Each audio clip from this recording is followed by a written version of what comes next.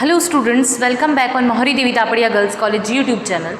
In this class, I am going to progress a poem, and the poem name is Scholar Gypsy, which is written by the great Victorian poet Matthew Arnold. This is the second video on this particular poem, Scholar Gypsy. Students, आप सबको मैंने बता दिया था that this poem is extract from Galvillay's Vanity of Dogmatizing, which is published in 1661. ये जो Matthew Arnold है, इन्होंने ये स्कॉलर जिप्सी की स्टोरी कहाँ से उठाई है इस पोएम की, जो जॉन गैल्विलेज एक राइटर हैं, उनकी वैनिटी ऑफ डॉगमेटाइजिंग एक ऑक्सफोर्ड यूनिवर्सिटी के स्टूडेंट पे एक बुक लिखी गई है जो 1661 में पब्लिश हुई है। वहाँ से इन्होंने ये स्कॉलर जिप्सी की स्टोरी उठाई है और उसके बाद ये पोएम लिखी है।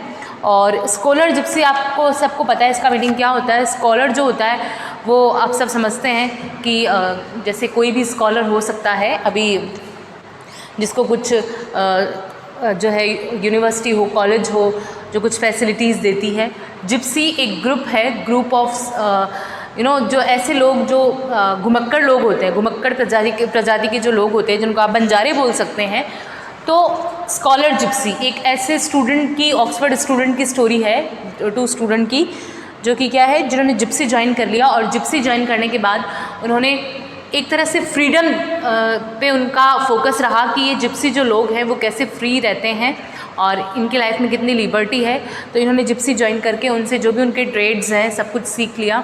उसके बाद ये दुनिया वालों को बताना चाह रहे हैं कि वो कैसे रहते हैं, उनका लाइफस्टाइल कैसा है, लिविंग स्टैंडर्ड कैसा है, ये सब वो बताना चाह रहे हैं। इसीलिए उन ऑक्सफोर्ड स्टूडेंट ने क्या, जिप्सी ज्वाइन कर लिया। स्टार्टिंग में ऑक्सफोर्ड यूनिवर्सिटी के आउटर का जो एरिया है कंट्री साइड का, वो दिखाया गया है।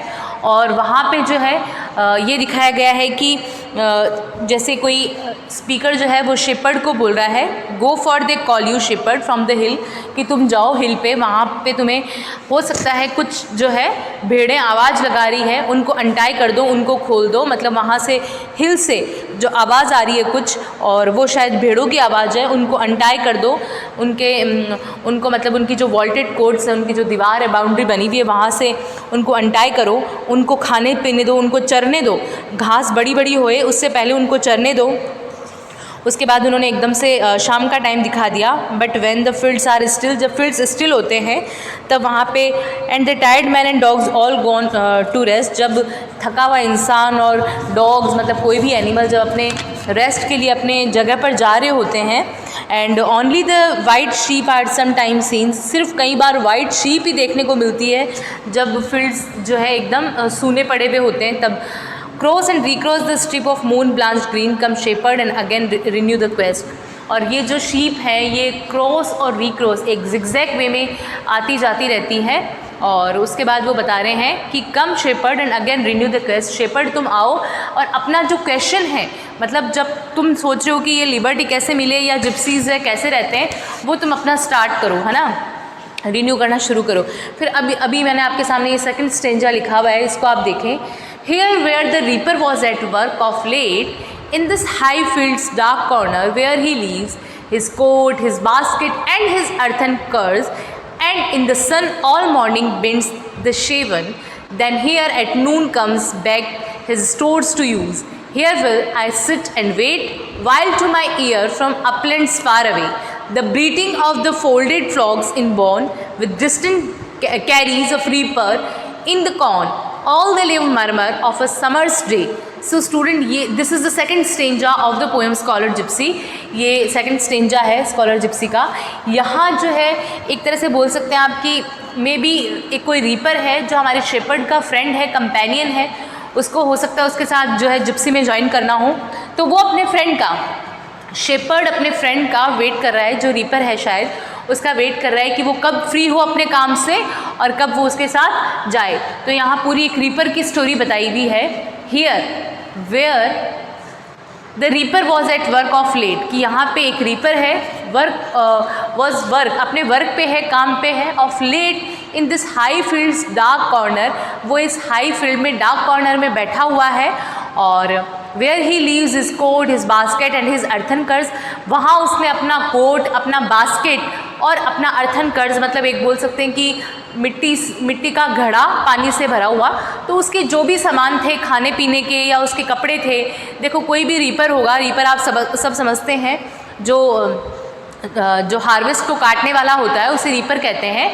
तो एक रीपर है, वो अपने काम पे गया है और अपने काम पे, उसका काम कहाँ है, हाई फील्ड में डार्क कॉर्नर में वो जो है बैठा हुआ है। और वहाँ उसने उस कॉर्नर पे सबसे पहले अपने कोट को, अपने बास्केट को और अपने पानी से भरे हुए बर्तन को रख दिया है। And in the sun all morning binds the sheaves, और जब सन रहता है, इन द सन में ऑल मॉर्निंग, पूरी सुबह में उसने बिंड्स द शेवन, पूरी जो घास इकट्ठा किया है, हार्वेस्ट को काटा करा और उनको इकट्ठा किया है। देन हियर, फिर वो यहाँ आया है वापस, जहाँ पे उसने अपना सामान रखा था, उसने अपना कोट, बास्केट और अर्थन कर्ज रखा था।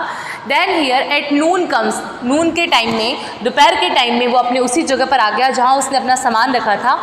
Noon come back his stores to use, back his stores to use मतलब बैक वापस आया है, हिज स्टोर्स मतलब जो भी उसने अपने स्टोर करके सामान रखे थे, कोट, बास्केट या अर्थन कर्ज, टू यूज़ जो उसके काम यूज़ करने के लिए है, उस जगह पे वो वापस आ गया।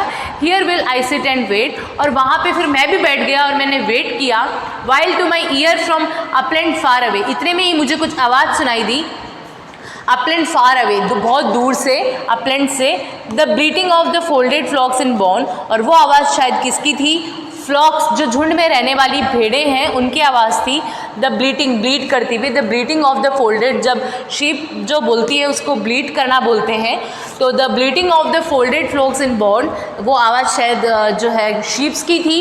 With distant cries of reaper in the corn, और with distance cries of reaper in the corn, और ऐसा लग रहा है कि थोड़े से डिस्टेंस में cries of reapers in the corn में जो रीपर बैठा हुआ है वो भी क्या है, आवाज़ कर रहा है, उसकी भी आवाज़ हो सकती है। All the live murmur of a summer's day, और जितनी भी लाइव मरमर होती है समर्स डे में, like tripping of the birds, है ना, ट्वीटरिंग ऑफ द बर्ड्स, वो सब मुझे सुनाई दी। तो ये इसका जो है एक तरह से एक्सप्लेन कर दिया मैंने सेकंड स्टेंजा। फिर से एक बार आप समझ लो। फर्स्ट स्टेंजा में तो यहाँ स्पीकर शेपर्ड को बोल रहा है कि देखो शेपर्ड तुम जाओ, हिल से कुछ आवाज़ें आ रही हैं, वो आवाज़ें शायद शीप्स की है, उन शीप्स को उनके फ्लॉक से अनटाई करो, उनको फ्री कर दो, उनको चरने दो, वो घास बड़ी बड़ी हो उससे पहले उनको चरने दो। और जो खेत शाम के टाइम में बिल्कुल सूने हो जाते हैं, क्योंकि जो थके हुए लोग हैं वो अपने घर की ओर जाते हैं, जो थके हुए एनिमल्स हैं, डॉग्स हैं, वो अपनी जगह पर जाते हैं सोने के लिए। वहाँ पे सिर्फ एक वाइट शीप दिखाई देती है जो जिगजैग वे में क्रॉस या रिक्रॉस करती हुई जो नदी के आसपास जाती हुई दिखाई देती है। फिर वो कह रहा है कि पर तुम जो है अपना जो क्वेश्चन है, जो तुम्हें जिप्सीज़ के बारे में जानना है, वो जारी रखो, उस क्वेस्ट को तुम क्या करो, रिन्यू करते रहो। फिर वो कह रहा है रीपर के बारे में बता रहा है यहाँ कि here where the reaper was at work of late, कि यहाँ एक रीपर है जो अपने काम पे है और वो अपने हाई फील्ड में एक कॉर्नर में उसने अपना सारा सामान रख दिया, अपना कोट रख दिया, अपना बास्केट रख दिया, अपना अर्थन कर्ज रख दिया, ठीक है। वो पूरी सन में, पूरी मॉर्निंग में वो काम करता रहा। बिंड्स द शेवन मतलब जो भी उसने हार्वेस्ट, जो भी कटिंग करी है, जो भी अपना काट छाट करा है, खेती का काम किया, उनको सबको बिंड्स कर रहा है, एक जगह उसने इकट्ठा किया है। उसके बाद वापस वो नून के टाइम में उसी जगह पर आ गया, स्टोर टू यूज़, जहाँ पे उसने अपना सामान स्टोर किया था, जहाँ कोट, बास्केट और उसने अर्थन कर्ज रखे थे जो उसके यूज़ करने के लिए हैं, वहाँ वो वापस आ गया। फिर वहाँ पे जो हमारा स्पीकर है वो बैठ गया और वेट कर रहा है कि मेरा फ्रेंड जो रीपर है वो कब फ्री हो, और कब फ्री हो तो हम कब जो हमारा क्वेस्ट है वो रिन्यू करने के लिए जाएं, कि हम जिप्सी के पास कब जाएं या जिप्सी के बारे में कब जानें।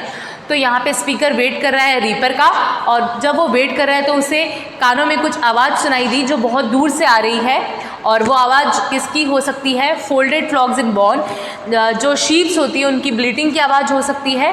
With distance cries of reapers in the corn, और उसके अलावा कुछ डिस्टेंस पे distant cries of reapers in the corn में क्या है, रीपर की भी आवाज़ हो सकती है। All the live murmur of a summer's day, और जितनी भी लाइव मरमर समर्स डे में जितनी भी आवाज़ आती है मरमरिंग की, जैसे चिड़िया जब बोलती है, या ट्रिपिंग ऑफ ट्वीटर बर्ड्स और ट्वीटिंग ऑफ बर्ड्स, ये सब उसे आवाज़ें सुनाई दे रही है। सो अब हम नेक्स्ट वीडियो में इसके थर्ड स्टेंजा पे बात करेंगे।